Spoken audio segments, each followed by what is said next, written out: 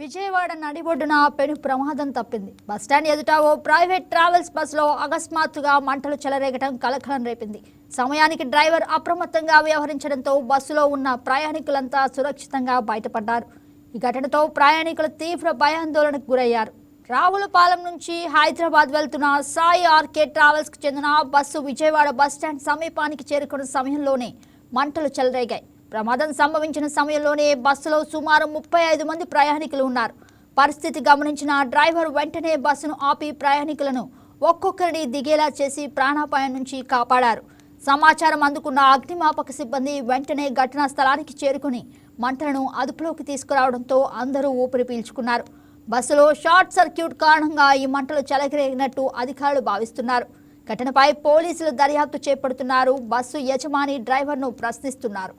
ఇదే అంశానికి సంబంధించి మరింత సమాచారం మా కరెస్పాండెంట్ హారిక అందిస్తారు. గుడ్ మార్నింగ్ హారిక, చెప్పండి అసలు ప్రమాదం ఏ విధంగా సంభవించింది?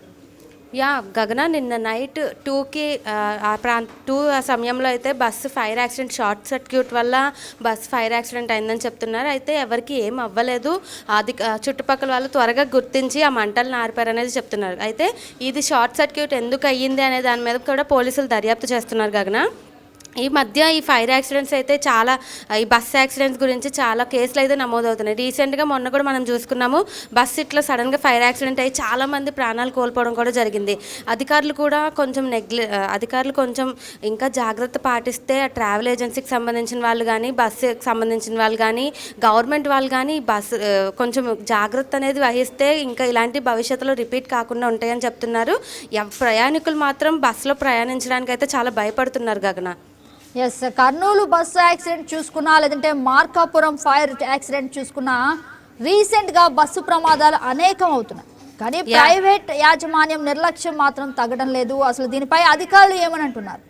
అధికారులు అయితే దాని మీద దర్యాప్తు చేస్తామని చెప్తున్నారు. రీసెంట్గా ట్రాన్స్పోర్ట్ మినిస్టర్ ఎవరైతే రాంప్రసాద్ ఉన్నారో ఆయన కూడా ఈ బస్సులు ఇలా వరుసగా యాక్సిడెంట్స్ అవ్వడంతో దాని మీద దర్యాప్తు అయితే చేపడుతున్నాం. బస్సులో మినిమం అన్ని జాగ్రత్తగా పాటిస్తున్నారా లేదా, లేకపోతే బస్ కండిషన్లో ఉందా లేదా, లేకపోతే ఫస్ట్ ఎయిడ్ కిట్స్ ఇవన్నీ మెయింటైన్ చేస్తున్నారా లేదా అని దాని మీద తనిఖీలు జరుగుతున్న నేపథ్యంలో మళ్ళీ ఫైర్ యాక్సిడెంట్ అవ్వడం అనేది ఒక కలకలం అయితే రేపుతుంది. నార్మల్ పీపుల్ అయితే చాలా భయపడుతున్నారు జర్నీ చేయడానికి అయితే.